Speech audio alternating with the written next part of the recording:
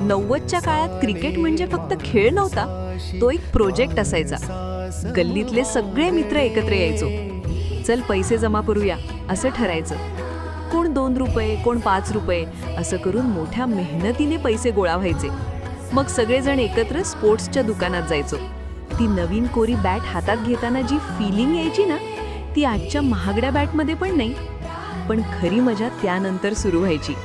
घरी आल्यावर बॅटवर फेविकॉल लावायचं. मग वाकळी दोरी, सुतळी घेऊन पूर्ण बॅट घट्ट गुंडाळायची. कोणीतरी पकडून ठेवायचं, कोणीतरी दोरी गुंडाळायचा. सगळेच कामात बिझी. मग ती बॅट उन्हात ठेवायची. 2 दिवस ती बघत बसायचो. वाळली का रे, आता खेळू का, असा उत्साह असायचा, आहे की नाही?